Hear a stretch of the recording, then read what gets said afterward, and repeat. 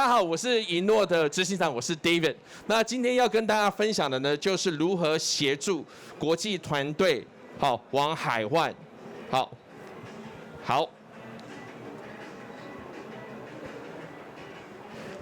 那首先呢，除了我是2个孩子的爸以外呢，我们平常呢就是协助国际的团队透过台湾去往日本、泰国跟印度，所以我们不但知道怎么去 promote 台湾，我们也很知道怎么去 promote 其他国家。那在座呢，今天呢，其实有一个 superstar 的专家，就是 STARTBOARD 的 uniform， 其实他比我更厉害更厉害，所以待会也要仰赖那个 uniform 跟我们介绍怎么做这个题目。我就先开个头。那这是我们这10年累积下来的国际的伙伴。那他们呢，就是台湾的团队往国际的通路，我们可以这么去视为这件事情。那为什么要做国际？那这个题目很好，去国际不是只是为了赚钱，不是为了赚钱。其实呢，在做国际的时候，有可能是台湾的市场它找不到一个验证的场域。我打个比方，之前呢有一个做狗狗、猫猫要媒合这个所谓的照顾者这件事情，大家知道这个在台湾是特许行业吗？其实它在很多的亚洲国家都是特许，所以我就有一天写了讯息给福冈市长，福冈市长说没关系，你来到福冈，我帮你松绑这件事情。所以现在对很多的新创公司往海外，它不是为了只是赚钱，它是为了要找一个法规松绑的实验的沙盒所以身为业者来讲的时候，我们也要知道说，到底这些新创公司它的刚需求是什么？刚需求是什么？那我们就先来了解。这个新创公司或创业者，他每天除了为了水电费找客户以外，他实际到底在想什么？那其实呢，他就在想说，万一我的主市场，大家知道在台湾是哪一些产业呢？你会是认为全球的主市场？其实大家知道吗？台湾的 whisky 喝的人很多，其实我们在排名前6，所以你只要今天做 whisky， 你应该留在台湾；你只要今天做手游。Android 的话，你应该留在台湾，因为我们是排名好像第6，对不对？可是万一你不是在做这些，然后你的东西却需要法规的松绑，那可能 Day One 你就必须要离开台湾。但是台湾会是你一个很好的 base。那我们不外乎也常会看到呢，新创团队呢要去国外找钱、找验证。然后找这个可能共同创办人，那其实这个还是蛮空放的蛮空放的。那我就以我们的例子来讲，很多的国际团队来到台湾，我们已经讲了，因为他也不卖 whisky， 他也可能也不做手游。那我们有些是 blockchain 的团队，其实他来台湾是去找什么？他的 R&D 团队。所以，身为业者的时候，我们在协助新创公司的时候，我们可能要了解他的刚需有哪一些。好，那。也是因为我们这4年呢，有很幸运找到台湾，其实在建立 R&D 或者是 supply chain， 我们有跟中小企业处中小企业这边合作的创业家签证，我们很幸运呢，协助了40位国际的创业者，大部分来自美国，有些是香港，有些是法国等等，成功申请的，我们是100%的申请案率，因为他们都是来台湾做生意，不是来台湾观光交女朋友的。很多人都问我说，David， 你们找的人你们是不是旅行团？答案不是，假如我们是旅行团，我们可能没有办法活到现在。那在这个过程中的时候呢，其实有26位的申请者呢有来申请居留证。大家知道，外国的人来台湾开公司的时候，只要透过这个居留证，他就可以开户，他可以设立公司。其实台湾呢现在也越来越超越了其他的友台的那个国家。大家知道，你只要去新加坡，不是说新加坡不好，你知道你去新加坡设立公司的时候，你还要找当地的人来当你的代理。在台湾不用他是可以的。但是很多的国际团队都不知道这件事情，但是幸好有中小企业处在大力来宣扬这件事情。我觉得今天的 panel， 不管是 Techstars 也好 ，STARTBOARD 也好，还有我们线上的专家导师，都在为台湾在发声我们的这个所谓的差异点。那这个呢是蛮好玩的一个去年的案例。大家知道，在去年的时候，在 COVID 的时候，很多美国的，比如说 Techstars、YC， 其实它都不再提供这个所谓的实体的，所以我们跟日本非常知名的创投 Infinity Venture 跟他所投资的 Backend， 他竟然看到的有很多在美国创业者没地方去，然后结果他们就 Google 说，请问全世界哪里最安全？就是台湾，我们就带了15位有亚洲、有矽谷能量的创业者来到台湾，透过创业界要签证，然后也申请了居留证来做一个6周。那这个呢，就是创业者在想什么？他有时候真的不是为了钱，他就是为了这个过程。好，那在这个过程的时候，我们会看到创业者呢，他有2个刚需，其实他每天都在想，我钱够不够？跟我时间够不够？时间这件事情对亚洲的创业者是非常独特的哦，不是因为他做了8年，是因为通常是妈妈说不要再辛苦了，其实爸爸有留遗产给你，所以我们在投亚洲的团队，我们最怕的是什么？其实他有backup plan， 为什么呢？但是在美国的团队，他可能没有，不见得有，不是说没有这样的。所以有的时候我们在服务创业者的时候，我们要去考虑到他这2个的限制。那身为我们这个育成的机构呢，我们就是要协助他延迟这2个，好，让他可以有存活下去。那我们讲到了钱，讲到这个，那我们再来看这个是非常这个在熟悉服务业者或者在团队呢，就是所谓的死亡之谷。这是什么意思呢？这左边呢，就是他在创业的过程，从点子、从产品发想去国际，你会发现到说他越来越往前面前进的时候，其实他的投入的成本会越来越高。那你会发现呢，国际的创业者他投哪里？他可能投在这个阶段，但是亚洲的投资者投在哪里？投到这边，好，这边。所以在这个过程中的时候，他也许假如发现在台湾没有这样的资源，他会去哪里？他最后也会被迫想要去国外，好，国外。这个也是帮很多台湾的团队呢做一个发声。那我们在这边总结呢？在台湾的特性就是，有时候呢，你其实，在台湾你是有市场的，但是台湾都喜欢怎么样？你去国外红回来。像我们iiiNNO呢，其实在还没有跟台湾政府合作的时候，我们第一个政府单位呢其实是日本福冈政府，我们是从日本红回来，所以日本福冈市长跟台北的市长签约是透过我们，那时候我们公司只有3个人，好，所以蛮好玩的。所以在这个所谓的国际拓展的时候，我们可能要去稍微调整一下，不见得是为了钱。那今天的这个所谓的语坛呢，我相信他们会提供一个比我更看到的一个市场洞见，让大家可以更深刻的来理解。好，那我们大概知道创业者要想什么，那我们接下来要怎么帮助他们？那首先呢，在整个的过程中，假如你是想要帮助台湾的团队拓国外的话，那你可能要做收案、招募，跟他签署合约，然后带他去某一个国家，然后在那边帮他做生意。那这件事情听起来蛮笼统的，对不对？好像旅行社也可以做，对不对？所以到底我们服务业者要做什么呢？其实这就是我们跟这个代办中心，因为有时候我们也会去申请一些补助，长官最想问，请问你们跟代办中心有什么不一样？其实我们做的事情就是速度。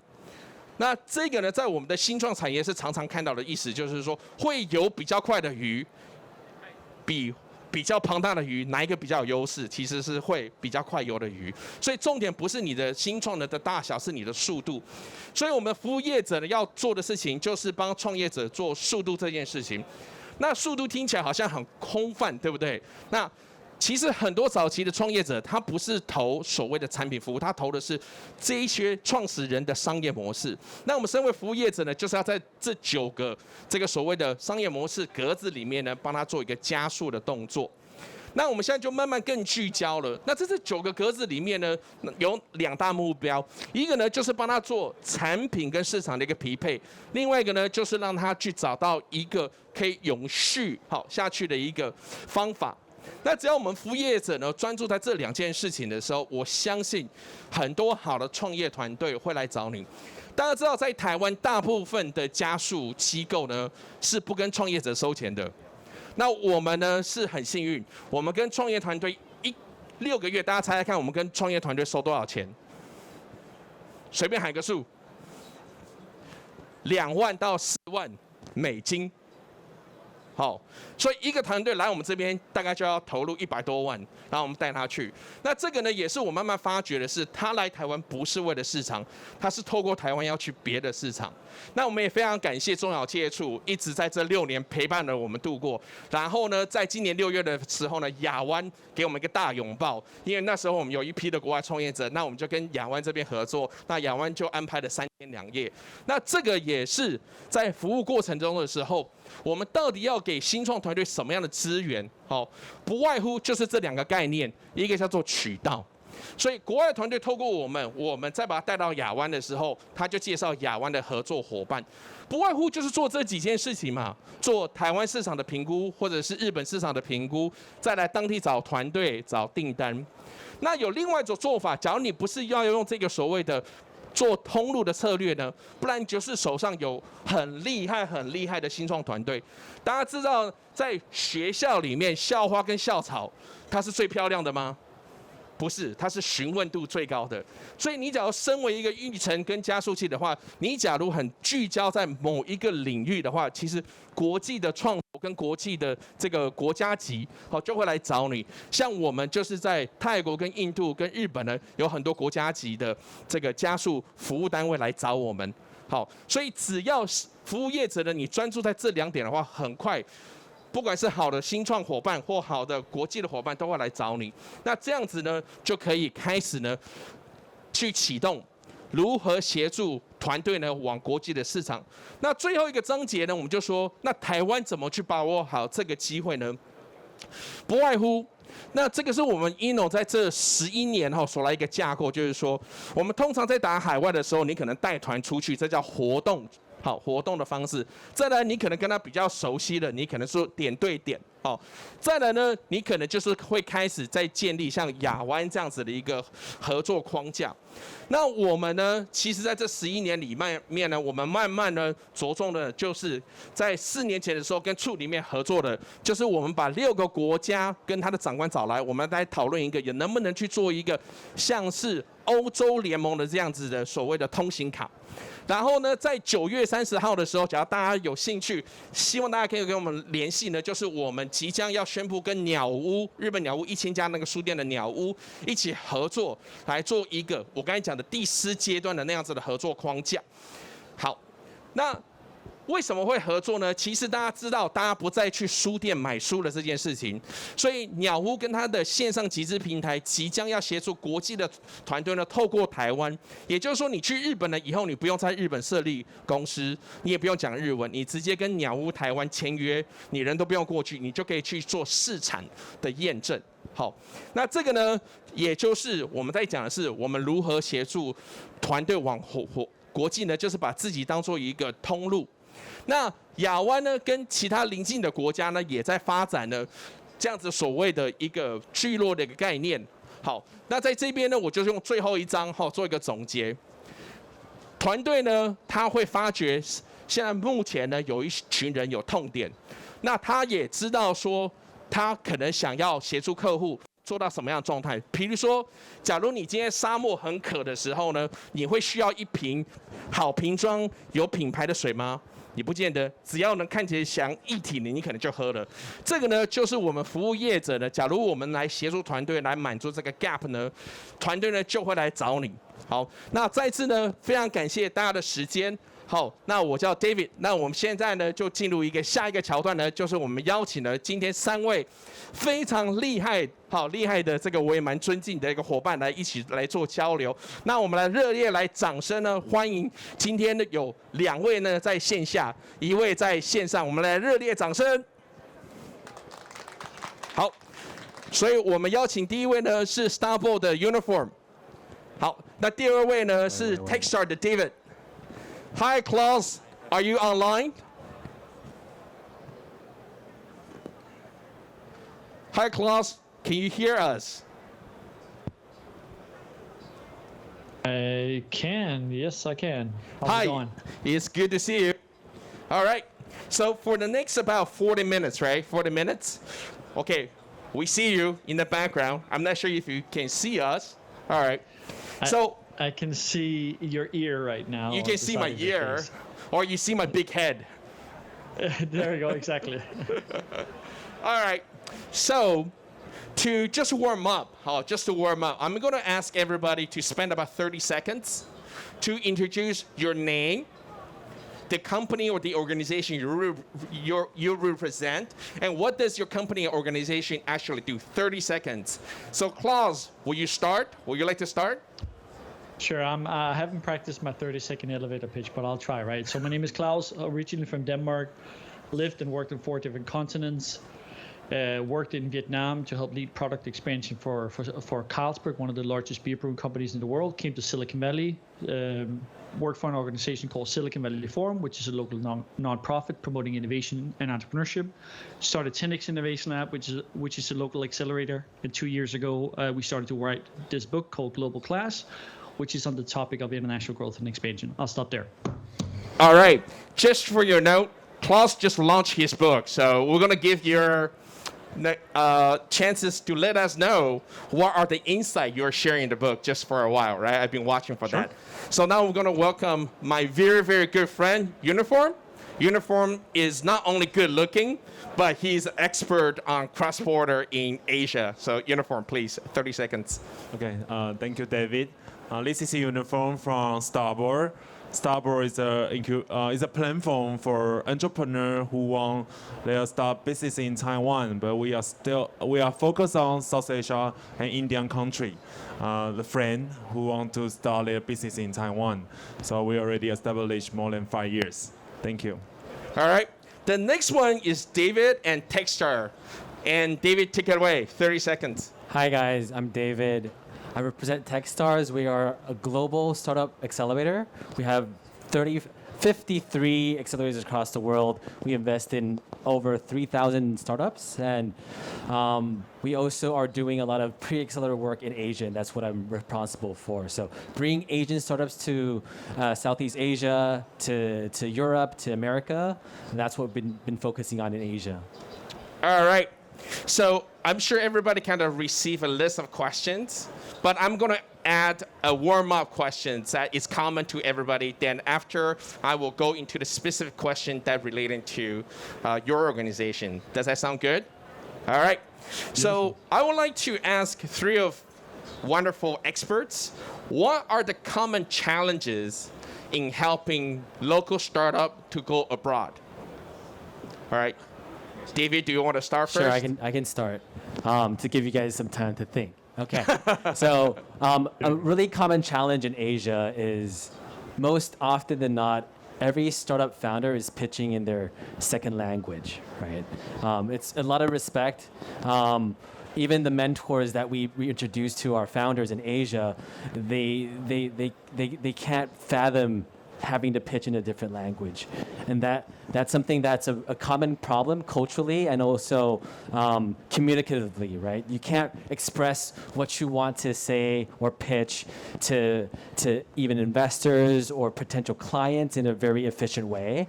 So I'd say language is a really big barrier for international startups wanting to get into a different country or a different region. All right. So Uniform? Yeah, I think in the global market, almost all the company. I think not just for startup. I think the problem is the obstacle is for like culture and language. Yeah, so that's why at STARTBOARD we believe the talent is the most. I think it's the most important key for all the company if you want to be success, right? So I think, do you know that Taiwan, I think, have more than 70,000 foreign students from South Asia and Indian country. Wow. 70,000. Imagine that. Maybe just 5 or 10%.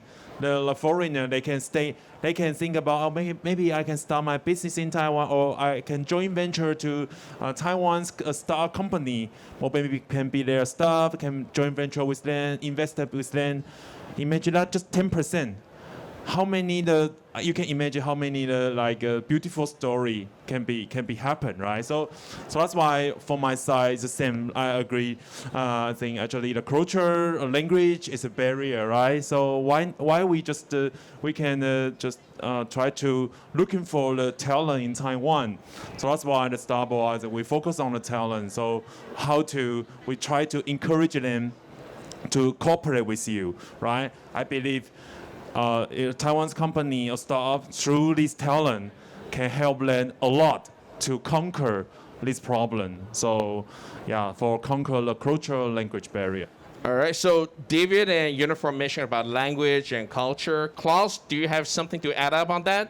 or you have different sets of challenges list I in have your a lot of pocket? things that I can talk about. Yeah, I have a lot of things that I can talk about. But we actually talk about a specific sort of type of talent in the book called an entrepreneur, which is an evolution of the entrepreneurial concept.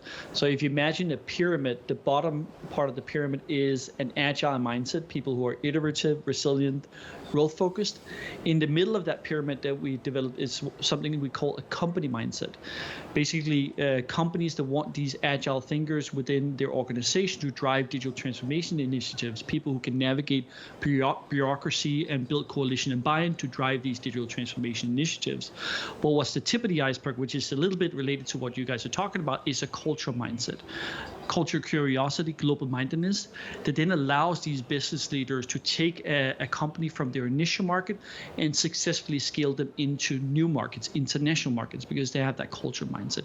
It's absolutely key, and I completely agree on that point. So we have a lot of different topics that we can address in relation to the book, and we actually have mapped out 10 key mistakes that companies make. But yeah, let's dive into it. So which pages is that list in the book? So when we go buy it, we can flip and make a bookmark. Oh, I can't even remember. We're still. Sorry to put you on the spot. No, it's all good. It's in the beginning of the book. We outlined it in chapter 2, but I can't remember the specific page, to be honest. So. Okay, all right. So chapter 2, go buy the book. It's available on Amazon, right? Amazon. It came out Great. 3 days ago. You I can know. be some of the first people that read it. So Okay, yeah. that's amazing. So now we're going to jump into the specifics. So maybe we'll continue with you, Klaus. I mean, you've been working very closely with different agencies here in Taiwan and helping Taiwan startups to go to U.S. markets or other markets, right? Right. So maybe you can share with you what are the 2 or 3 pointers or advices that you usually give to the Taiwan startup when they embark on the U.S. markets. That's great. One of the things that we often focus on is hiring the right people when you want to go international, right? Sure. Talent is key. It's also, we interviewed 400 executives along, the process of actually researching for this book, and 95% of the people we surveyed them all, they said that hiring the right person and building the right team is absolutely key. So you need to really be focused on that a lot. So one of the things we talk about is that entrepreneurial mindset, but then we also have built a team building framework where we talk about you really need to have the bridge between local knowledge and company knowledge to successfully build teams abroad. Meaning that you essentially need to make sure that individual understands the organization, the culture, and understand how to navigate the organization to kind of get, resources, but also get support to scaling into that market and do localization. But then also you need to make sure that you have that local knowledge as well. And oftentimes that does not come in one person. Sometimes it comes, between the team. So that's one of the things that we key in on. Okay, that's amazing. And I'm just going to follow in with, actually, Techstars, I've been building my acceleration program by reading and watching and a lot of things from Techstars. For a lot of people don't know, maybe you participate in Startup Weekend, like it's over a weekend, and actually Techstars runs amazing programs. So David, you're the expert. There's a lot of in-depth knowledge. So the question to you is, how does U.S. market different than Taiwan? That's a really loaded question, but I will tackle it as best I can. I think a really big part of Techstars is the mentor network, right? Sure. So what we do in our accelerator programs is connecting founders to different mentors or networks. It's a very not straight line, Sure. but it's serendipitous connections, localization, as what Klaus said, is if you're going into a different market, what's different is the way the network is built in that country. So in Taipei, the way the entrepreneur ecosystem is built and navigated is very different from maybe New York or Boston, Sure. right? And there's difference between Boston and New York, even though they're in the same country, right? So what happens with the differences between Taiwan and America is the way the networks are built. Because of the city structure, because of the government structure, because of the corporate structures as well, and how corporates and VCs interact with startups. So I'd say the difference is how to navigate that network is totally different, and the best way to help is to go through accelerator programs or soft landing programs like StartBoard, like Innovate 10X, like like Techstars, where that cultural acceleration and helping you navigate that nuance will greatly break those barriers of entry into a different market like the US or Taiwan. Right. Just before I ask question from Uniform, I just want to go shout out to one amazing entrepreneur, Rick. So Rick being taking photos and recording for all of us. So thank you so much. All right, thank you. So Uniform, I'm just going to ask 2 questions instead of 1 question, okay? But I'm going to give you, reminder on the second one. So the first one is, let's say I don't want to go to the U.S. I'm sure you've been helping startup to go to the U.S. But how do you help entrepreneur to decide which country to go? And then the second question is, how are the global development impacting startup in Southeast Asia? Maybe you want to take the first one is, how do you help entrepreneur to decide which country to go? Yep. Thank you, David. It's a very, very good question. Actually, the answer is we don't give any, we don't make any decision for them, because no one have the best answer, So, for example, I think almost for my experience, you ask a startup team, say, which country you want to go? Nobody say yes. Or I very, very clearly say, I want to go India, I want to go Indonesia, and or want to go Vietnam. For example, I want sharing one thing. One have very, very excellent team. I asked them, what's your next target for country? They said, Indonesia. Maybe you will think, maybe Indonesia, maybe they do many research, they fly to Indonesia, they talk to many people. But answer is, he have a very good internship from Indonesia. Just for like a very simple answer, right? Because their team is all Taiwanese, right? How can they know the Indonesia, the information, right? So maybe this summer they have the internship from Indonesia. They help them to do many research from Indonesia, right? Information. So they give it many feedback. So they try to contact with Indonesia, different company, government, many association. So maybe this is very potential, right? So I mean, we don't give any advice, or maybe we give advice, but we don't give them the decision. So our job, all our job the same. We try to build this community, right? From a different country, maybe from USA, from India, from Japan, from Thailand, and then we invite all the partner. If you want to build this community together, we can do together, right? So and then we share into our startup team, right? In the end, our job is we encourage them to make decision, right? This decision is, I think, you need to through many objective resource, right? Like if I want to go Indonesia, what kind of resource, what kind of people, maybe embassy, maybe association, maybe like I3 in Indonesia, maybe the III in Indonesia, and then you try to communicate with them. And maybe I have some talent from Indonesia, I know someone. And then your decision team make a decision. Okay, our team, this year or next year, our goal is to Indonesia, right? So, I mean, we don't give, we try to give them all we can do, all the partner, relationship, everything we do the same. All right, I'm going to ask you the second question, and then you have only 30 seconds to. Okay, good. Hurry is what are the global developments happening right now impacting startup in Southeast Asia? I want to follow the Indonesia. Actually, we have many stereotypes from Indonesia. For example, I host one event with TCA, Taipei Computer Association. We invite like 15 IoT or IT company in Taiwan.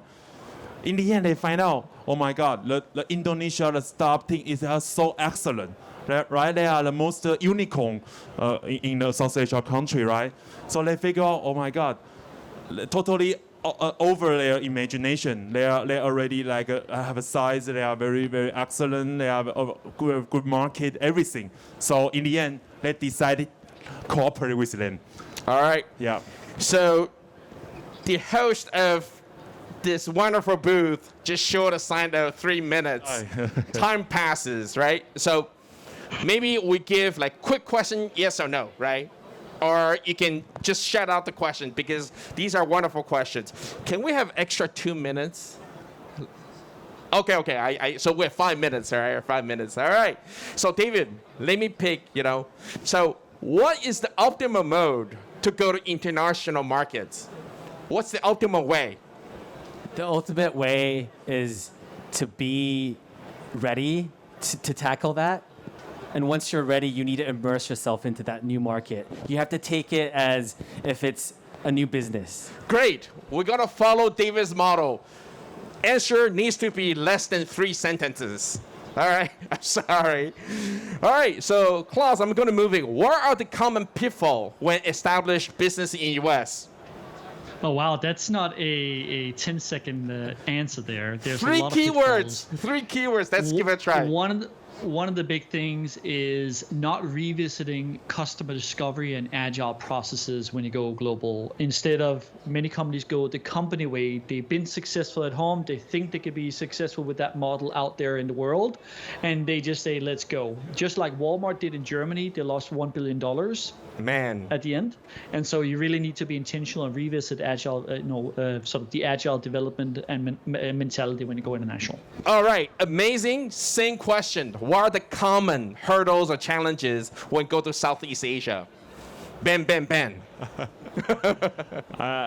Just one. Just go try it and do your best and don't give up. Give up too easy. So just enjoy the journey from my side. Yeah. All right, David, comes back to you. You made an excellent format of how to answering these quick questions. How to build alignment within team and get resources needed to fund international and scale. I know it's not a bang questions. I think as a startup, like Klaus said, it's agile. So you need to do assessments beforehand. And as a team, you need to support each other going into a new country. And I think it's a full company thing. It shouldn't be a department thing. It should be something that you do as a company as a whole. All right, Klaus. We're going to follow the bang approach. What are the steps for successful international growth? Oh, that's a very, very big question, right? We actually have developed 6 different steps. I'm not going to go through it all, to be honest. Which page? Which chapter? We actually didn't include the 6 steps in our book because we didn't want it to be just a pure expansion guide. We wanted to, build principles.